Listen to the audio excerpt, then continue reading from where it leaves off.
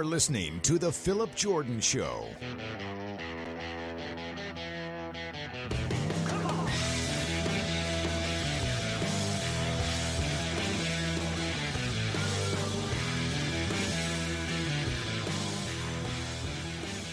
What's up, everybody? Welcome into the Phillip Jordan Show. I am your host, Phillip Jordan, from Last Word on College Football and 96.9 The Legend in Dothan, Alabama, where I am the in-studio host and producer, Dothan Wolves Football. Got a fun show for you guys this week. I am going to be joined by good friend, regular. You know, this is the guy I go to when I talk all things NFL draft. The draft was this past weekend. A lot of interesting stuff to talk about, and I'll be joined by a guy that keeps you updated on the NFL draft year round. That's my good friend John Vogel. He will be on in just a few moments to talk about the draft. We will the overall weekend, who won the draft, his opinion. The new Philadelphia Bulldogs. The Philadelphia Eagles are stacking up, especially on the defensive side of the ball when it comes to Georgia Bulldogs. John will talk about that. We will look at the quarterbacks, Bryce Young, C.J. Stroud, Will Levis, Anthony Richardson, a little Stetson Bennett in there as well. Will Anderson also going to the Texans with C.J. Stroud. We'll talk about two running backs going in the first round. So a lot of cool NFL draft stuff here on this edition of the Phillip Jordan Show. You can check out the Phillip Jordan Show on Apple Podcasts, Spotify, wherever you listen to podcasts. If you're on Apple Podcasts, please follow, rate, and review. Leave a review, and I'll read it on a future edition of the show. And if you just leave 4 stars, you're just a straight up hater. You can also check out the show over on my YouTube channel, the Phillip Jordan Media YouTube channel. Hit that subscribe button, hit the bell for all notifications, and please leave a comment on a video, and I'll read it on a future edition of the show. You can follow me on social media at pjordanscc, or you can email me at sports.philipjordan@gmail.com. All right, buddy, joining me on the show this week, recapping the NFL draft that happened over the weekend. The draft is over, but I think another trade just went through. But anyways, joining me is John Vogel, director of scouting over at Dream Makers, NFL draft analyst at NFL Draft Lounge. You check him over at the Raider Ramble as well, and fantasy and betting over at the Stat Jocks. And John, I appreciate you coming on. I always appreciate coming on with you, Phillip. I think at this point, I know what to expect coming on your show, and I know that it's going to be, we're always going to run a little bit over, but it's always going to be fun. So, hey, it's not a radio show, it's a podcast. We can go as long as we want to. I don't think we'll hit Joe Rogan levels of 3 hours, but we will. We'll probably be in that 20-30 minute range. We definitely could hit. We could hit Joe Rogan if you would allow it, but we don't do that. So. Hey, I am just getting over some illness. The throat was not cooperating a few weeks ago, so I don't know if I could pull that off quite yet. But people say I do like to run my mouth a lot, so who knows? Who knows? Man, this past weekend was a lot for you, because I know this for you is like your Super Bowl. Yeah, so it's like Christmas, really, is what it is, right? And I think the best way that you can kind of think of it is like an Olympic athlete spends their entire year prepping for an opportunity to go compete somewhere, right? Because there's competitions every year, big competitions at different places, but every 4 years is the Olympics. So this is kind of one of those draft classes where it's like there's so much talent. We've been watching a lot of these guys for so long. You still kind of have the COVID stuff, so it's almost like an Olympic year, right? Where we're going the 6th, 7th round, going, how's that guy still not off the board, right? But you see some of these free agents too that get picked up. You're like, how did that guy not get drafted? Every year there's some, but this year way more so than most other years. I mean, it's because of COVID. But yeah, it's really like being an Olympic athlete where you're training for that event all year.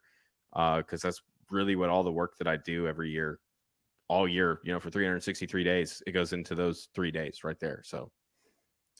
Yeah, I guess, you can tie it in, because I have heard some people call the combine the underwear Olympics too. So I guess it all works in that way. Yeah, that's part of it. Yep. Talk about, just overall the weekend. In your opinion, like who were some of the big winners this weekend? I think it goes without saying. You look at the Philadelphia Eagles, you look at what they did. Not just because I'm an Eagles fan, as most people know at this point, but, like just to play the board the way that they did. Just kind of let the talent come to them to come out of there with, the first round with, Jalen Carter and Nolan Smith, who are perfect fits for that defense, coming out with Keely Ringo, in the fourth round or wherever they picked him up. And then I think also too, getting that trade and pulling in Devontae Swift, like that's insane too. And I thought that the roster construction, how he did, was excellent across the board. I thought Seattle had a really underrated draft with the way that they played things out. That's going to be a tough team to play this year. And then Detroit absolutely blew it out of the water. I know everybody's all over him because, how dare they take Jahmyr Gibbs at 12th overall and why are they reaching? Blah, blah, blah. No, I'm sure we're going to talk about it in this podcast, but what the Lions are doing is special. I thought those were the three teams that stood out to me as here are teams that are using the draft to build for this year and really, really compete. Yeah, it is really amazing too, especially with the NFL draft, because you look at it, you can really, because you can go out and get free agents, but your team building is through the draft. I mean, because really, how many teams do you see out there that go and load on free agents really change their team around? Maybe for a year, but down the road, but team building from a long term consistent basis. This is where you do it. This is the NFL draft. Is how you do that. And look at what the Rams did a couple years ago, and they went out and they made a lot of splashes and pulled the trade for Matthew Stafford, and the trade for Von Miller they got him for half a year, but they went and they won a Super Bowl, right? Mm-hmm. So you can do it, but then the fall off is tremendous, right? Mm-hmm. So yeah, like you said, the draft is really in the 4th to 7th rounds. That's where you really build your team. If you hit on those picks, that's where it all really comes into play. You can go back to Seattle is often called for having a really great scouting department. In fact, this past year, they won the Inside the League, overall scouting, team award. And honestly, they may come back and do it again if this year goes as well as it looks like it could. But, because last year they pulled 2 starting tackles out of the draft that started all the games left and right. They went out and they got, starting corners and just pulling a dude in the 4th round and he goes out there and plays balls out Tariq Woolen, Seattle kind of had another one of those drafts where they could have a lot of really instant dudes like that impact. And that's kind of terrifying. And you could even 2012, remember everybody thought they had a terrible draft in 2012. And who'd they take in that draft? They took Bobby Wagner in the 2nd round and Russell Wilson in the 3rd. So how did that play out for them? Yeah, and especially if you take a quarterback that works in those later rounds, not in the 1st round. Even now in the 1st round too, but even there, you get those rookie quarterbacks that hit, you can build your roster so well because he's on that rookie contract. And that's when you got to take advantage too as well. So they did that. And that's the other thing though too, right? Because Phil, the NFL's changing with the way that we do salary caps, right? Like Jalen Hurts is a perfect example of what you're talking about. Hit on a 2nd round contract. They go to the Super Bowl, and now they give him a contract extension. Everybody's going, they paid him. They can't pay. Go look at the average year salary hits. He's not the most he's getting paid is the final year of his extension. He's going to make He's going to make $33 million. The rest of the time it's 10, 13, 6. Okay. And why is that? Because you structure it out so that it's all in bonuses. It's all in incentives. It doesn't count toward the salary cap. They're structuring these contracts now so that they can afford to pay the rest of the team, right? So like that's changing a lot too, and it's giving quarterbacks more guaranteed money. Does that continue? I guess we find out because Jalen, Lamar getting his big extension this year, like those are 2 big things that's going to change the market. And if it plays out well, then everybody's going to do it. But if it doesn't, it's going to hurt the quarterback market. Yeah, absolutely. Those things sometimes could reset it or go the other direction. So let's talk about quarterbacks. Now, I'm not going to lead with the quarterback I think most people would want to lead with. I'm going to start at the top. Bryce Young. Look, me, just as a guy that watched him play all his college games, I felt like and I may be biased, I'm in the state of Alabama, but I thought he was, to me, he's the best guy. Just so many intangibles. I know the size was the big thing. Everybody want to knock him for the size. But with that pick, for you, was he the top quarterback on the board for you? Absolutely. And, I think I'm actually writing up something about size and all that. So I think this is a good point to kind of make on Bryce But Bryce measured most comparably to Kyler Murray coming out. I know that Kyler's had issues with staying healthy, but his first 2 seasons, he didn't miss a game. So I think what we saw from Bryce in Alabama is that he's durable enough to hold up. And because he played 2 years in the SEC, he missed 1 game and came right back and played through a bad shoulder against Tennessee and played a hell of a game. And that was one of his worst games last year on tape was Tennessee, and it's still a hell of a game. So when you kind of take that into perspective, I think that the durability concerns aren't that much of a problem. Durability of the quarterback position is a problem in the NFL in general. It doesn't matter how big or small your quarterback is anymore. 20 of the 32 starting quarterbacks last year in the NFL that started week 1 did not finish the season with 17 starts. So that's a very high percentage of quarterbacks that don't play the entire year. So I don't think that's your concern. If durability shouldn't be the issue here. Bryce, though, as an improviser, is elite. I mean, what that guy does, how the way he sees the field, the way that he can direct traffic, the way that he just knows how to play with guys once he works out with them a little bit. I mean, that dude's insane. So I think him walking into Carolina is going to be a challenge for the coaching staff because, Frank Reich is the head coach there now. He's never really worked with smaller quarterbacks before. He's always had a taller guy. You go back down the line, Carson Wentz, Nick Foles in Philadelphia. Then he goes to Indianapolis and works with Phillip Rivers and Matt Ryan. Like those types of quarterbacks is typically what he coaches. And he was one of them too back in the day with Buffalo. And then you've got the offensive coordinator, Thomas Brown, coming in. He was the quarterback's coach the last few years for the Rams. Who's he worked with? Oh, that's right. Jared Goff, Matthew Stafford, 6'5" quarterbacks.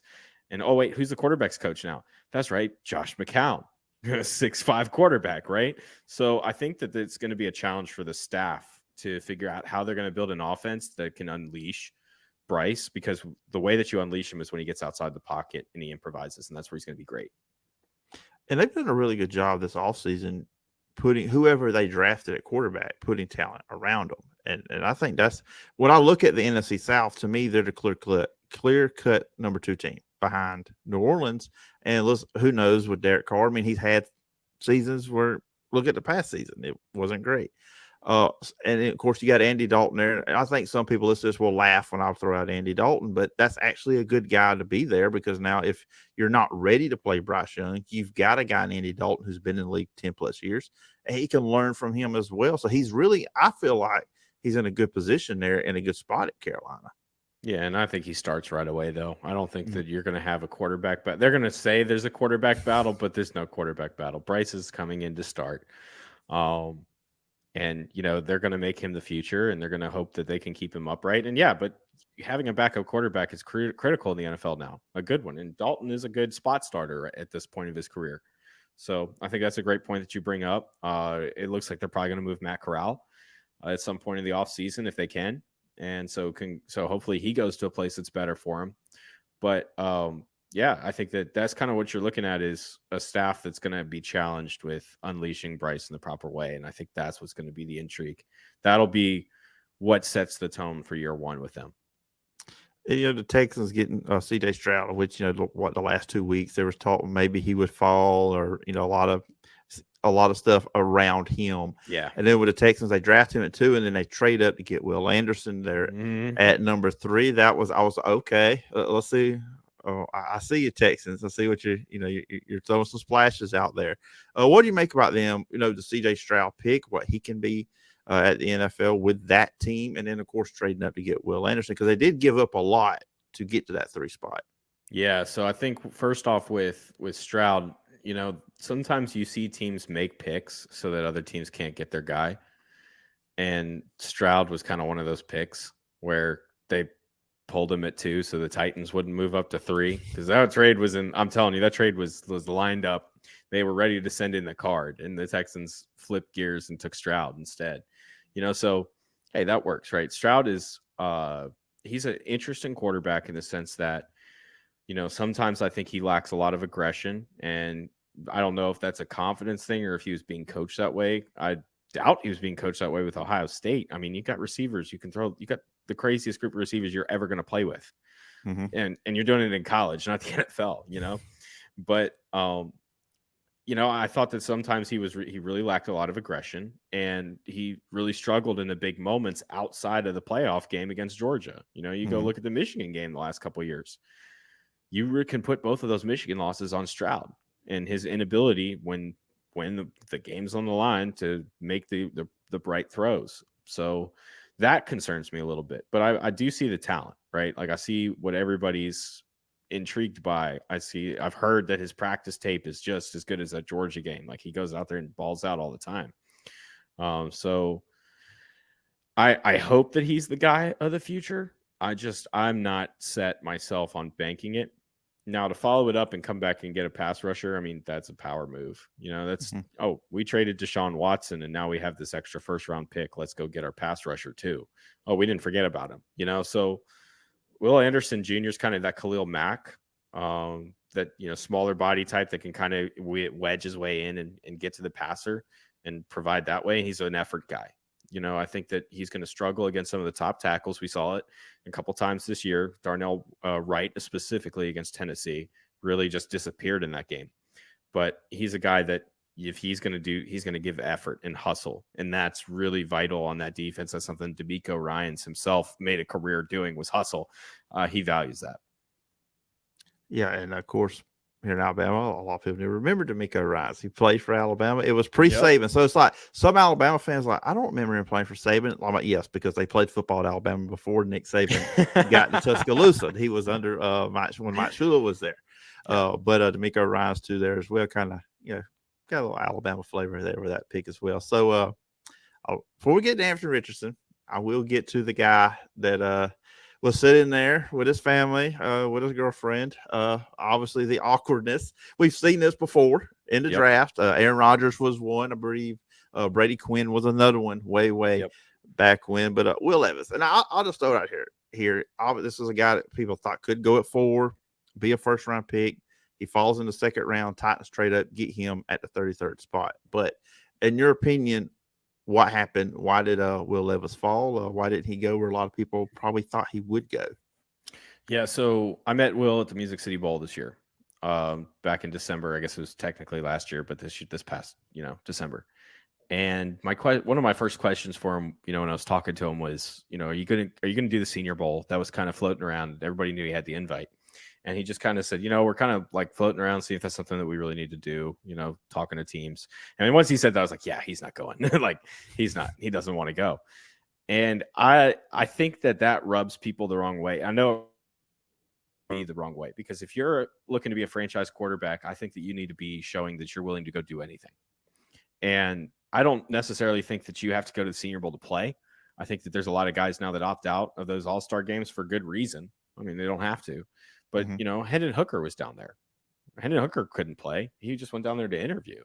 And I think that Levis missed a golden opportunity to show people that he's committed, that he wants to be a football player. He wants all that different stuff. I don't doubt that he does, but that's the kind of doubt that comes into it when you start looking at it from what is the least that I can do? And so he didn't help him. He didn't do himself any favors. He goes out there at the combine and says that, he's got a cannon and he wants to show it off. And then Stetson Bennett matches his velocity, matches his throws down the field. That's kind of a concerning look, because nobody thought that Bennett had that kind of an arm. But, that's another thing that kind of just backfired, where it's like, maybe this guy thinks he's a little bit better than he is, So I think that it was more so he could have worked himself up. If he had done the interview process right, probably if he goes to the Senior Bowl, doesn't play, just interviews there, just shows that, hey, I'm here. I want to be here. I want to be in the NFL. I want to be your quarterback. Because a team's got to fall for you, is what it is, right? And they got to be willing to take you in the first round, because they think they are convicted that you are going to be the guy. And he didn't sell that. Yeah, it was just, obviously seeing it. And I watched him play. And I was always with him, the turnovers at Kentucky. And everybody talks about, well, he played so well with Liam Cohen as his offensive coordinator. I don't have stats from him. I didn't write them down, but I almost believe he had more turnovers with Liam Cohen than he did this past year. Well, I don't think it was an average. I think it was an average per game. They were more this year, because he didn't play the entire season. Yeah, because he missed of the a few injury. games. Yeah, so And that's another thing too. Like he had the injuries this year that hurt him a little bit. I think not just because you're not worried about the injuries, but you're worried about durability and you're worried about that kind of stuff. So that hurt his tape for sure this year. That's why he didn't look as good. So now with the Titans, and they moved up to get him. Obviously, they they drafted a quarterback last year, Malik Willis. Obviously, I guess this is a saying we're giving up on that one with Malik. Ryan Tannehill has 1 year left on his contract. So is this a situation where you said you thought Bryce Young will play, that we will see Will Levis sit the bench, develop, and then this time next year he will be going into the 2024 season as the Titans start the quarterback? Well, honestly, they could cut Ryan Tannehill and cut $25 million off the books if they cut June 1st. So Ryan Tannehill's time may be very limited in Tennessee right now. I don't know what their plans are. I do know that they don't like their quarterback room. I know that if they could move both guys, they'd do it. So I think that's kind of where they're at is obviously, Coach Vrabel's, Braves is going to go out there and kind of say the right thing, which is, hey, I told them it's up to them what happens. And it, to an extent, it probably is, right? But I think that Levis is probably the favorite to start. And it's just because, like I said, they don't like that room. Can you really roll out Ryan Tannehill as a starting quarterback week 1 again if you're a Titan? How are the fans going to take that? Probably not well. They're already calling for the coach's head. I don't think Vrabes is the type of guy that's bothered by that, but I think that he knows too that Tannehill's time is very limited. And I think that that's kind of what everybody's looking at right now is there a way that we can kind of move him on and get Levis in? Ultimately, it's up to Levis. If Levis goes out there and balls out in training camp and shows that he's got command of the offense, he'll be the starter week 1. But yeah, and I felt like, not like, the last playoff run with the Titans too, that it just felt like we saw that Tannehill with the Titans, the ceiling was met. The second round is probably the best you're going to do. And he did. And look, he showed great improvement from what he was with the Dolphins to the Titans. I mean, not taking away from him, but it just he had that ceiling, and it was the second round. I mean, you weren't going to go anywhere past that with him. And with the other thing too is Derrick Henry started getting hurt. And Derrick Henry was a huge part of unlocking what Tannehill does really well. So when you lose Henry for a few games, it really throws the offense out of sync. So, they're going to change some things up this year. Obviously, Todd Downing's not there anymore. So that's going to call for a little bit of a different change. They brought in a guy from Atlanta that I know, Coach London. He's really smart. He's going to be working the passing game. So they're going to do a bunch of different stuff with that, But I think that's the Titans are, they're trying to move on from Derrick Henry ultimately. They're not going to do it this year, but they're getting ready for life without him. And you got to have that, if you lose him, you got to have that signal caller back there. You got to take that next level up when it comes to quarterback. And I said, hey, that guy they drafted in 3rd round, Tajay Spears, is legit. Just saying. He's not Derrick Henry, but he's legit. Yeah, I don't think anybody's Derrick Henry. That guy is just he needs to have, when he goes to Hall of Fame, put him in his own wing, because it's just they don't make running backs like that. I mean, it's just I feel bad whenever I'm watching a Titans game and I see a defensive back try to come up and tackle him. I'm like, don't do it. Don't do it. Make a business decision. Yeah. See, I remember 2018 going to training camp, one of the open practices in Nashville, and just walking to the seats and seeing him run through the defense. It was terrifying, man. That guy was bigger than almost everybody. But you don't see a lot of 6'2" running backs. No, he's 6'3". He's 6'3", 250. He's a defensive end playing running back. I mean, when he just falls forward, it's like it's just it's impossible. It's 2 yards. It's 2 yards when he falls forward.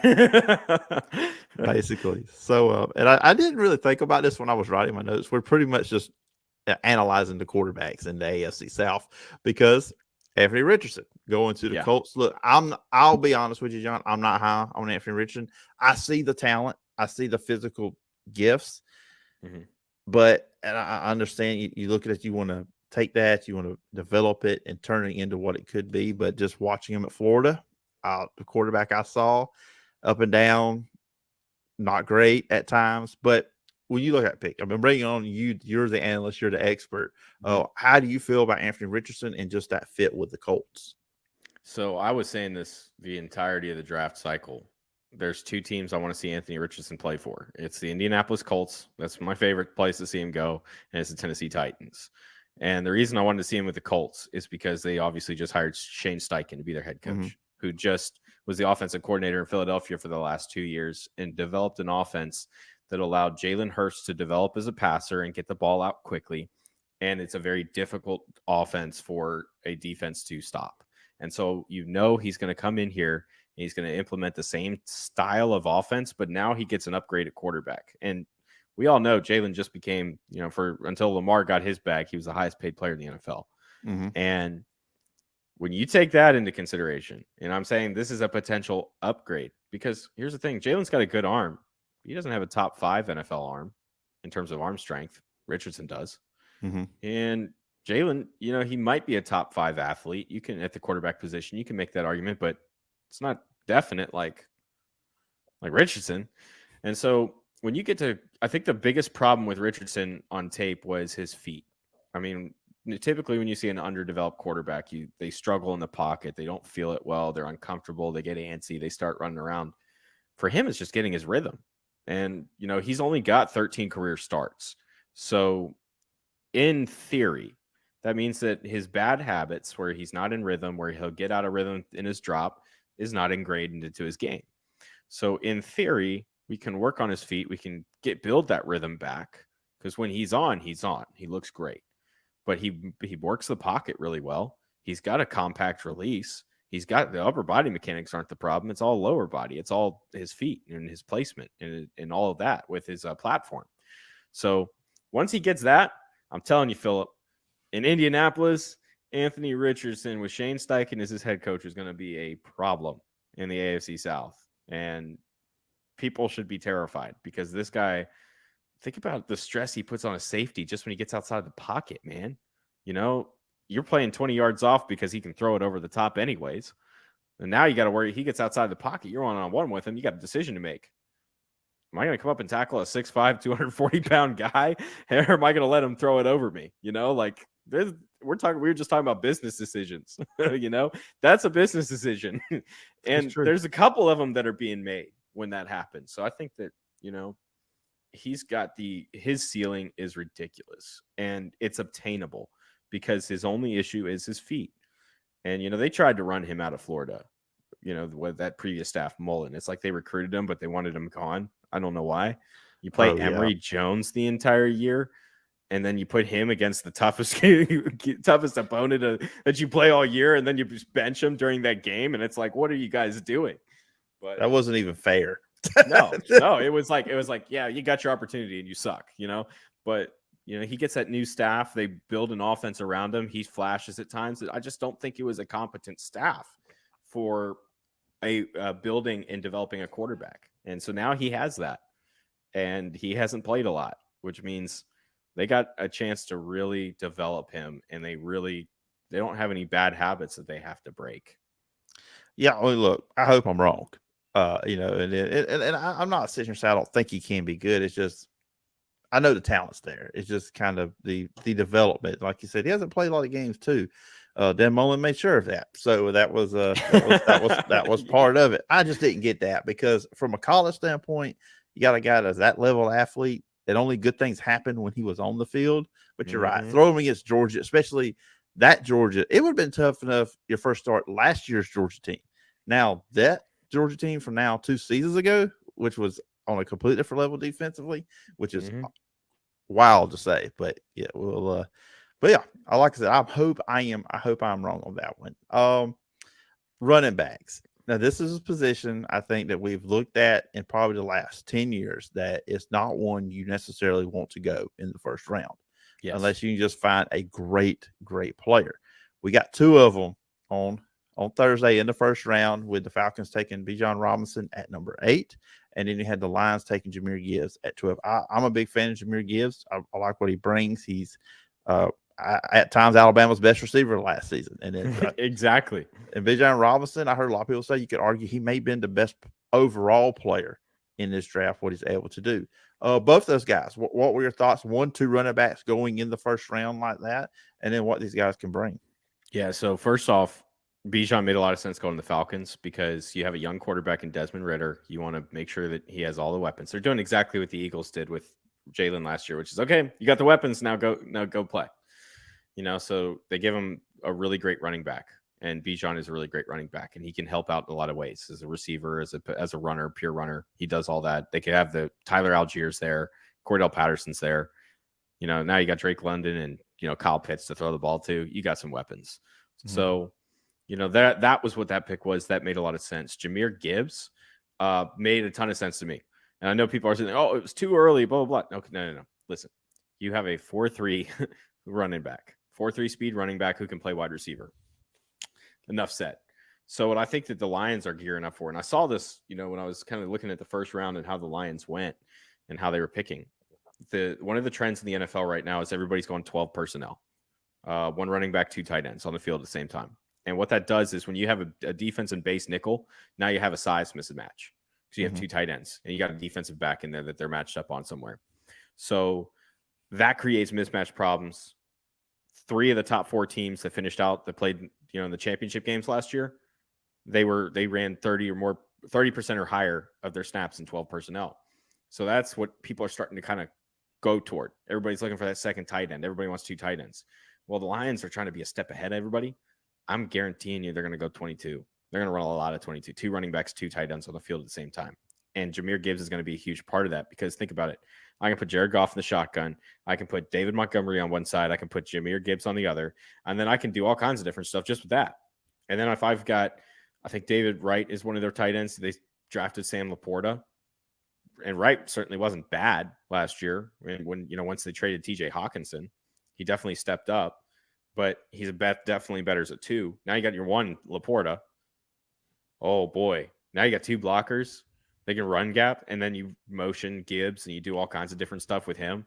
Oh boy, that's gonna be a lot on a defense. So I thought that the Lions made a really great pick there, and they're trying to stay ahead of the trends and trying to stay ahead of everybody. And this is one of the ways that they can do that really well.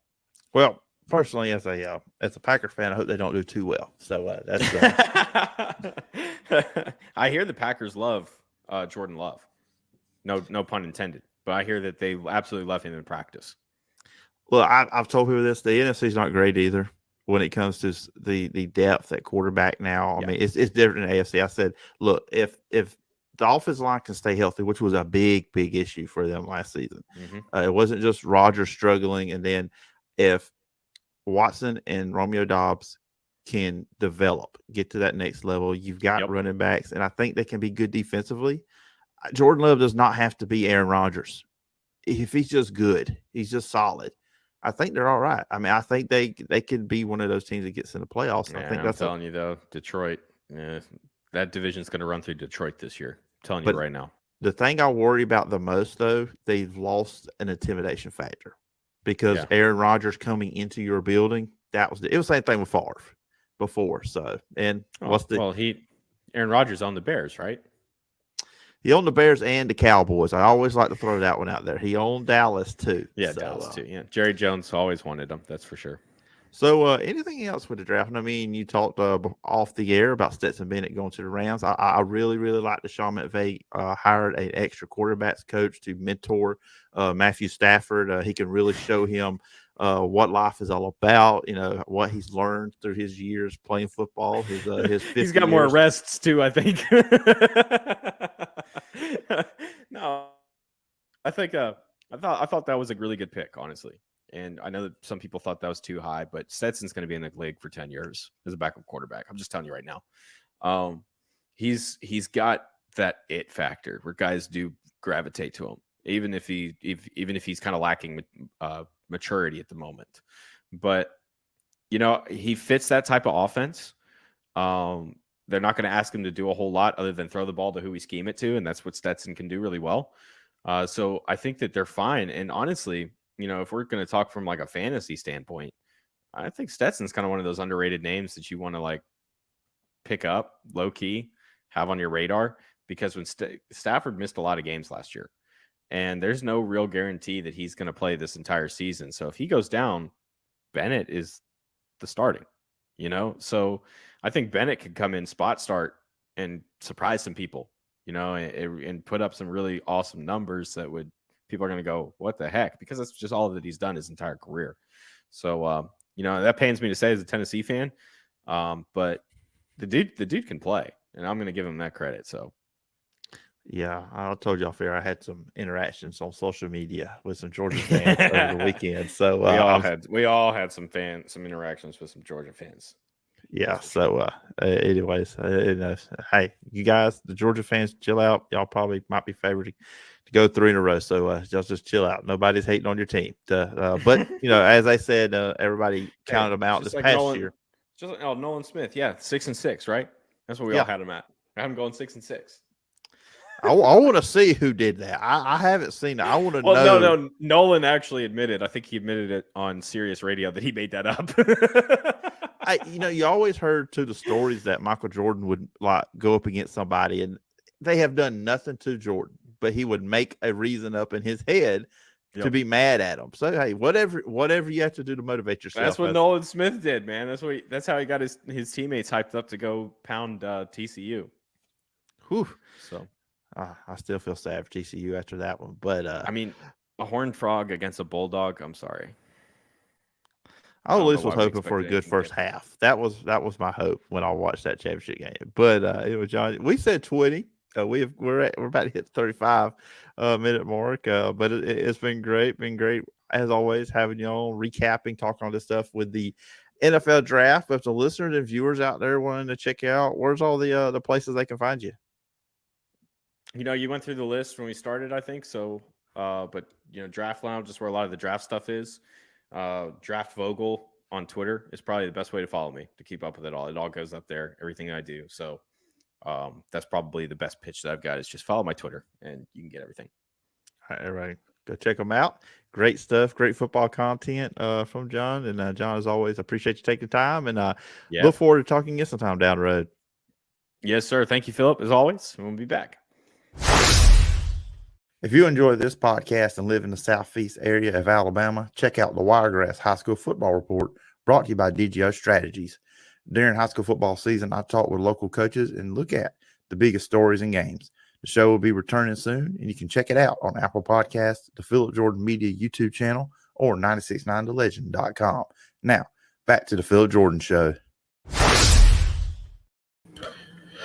All right, and what an awesome conversation that was with John, talking all things NFL draft from the weekend, heavy into the first round and the quarterbacks and stuff. But, this is like a once-a-week show. That's the highlights. We wanted to hit all that stuff. And that's going to be it for the episode this week. Just going to talk draft. So, no takes, no news. We're just going to leave it there with that conversation.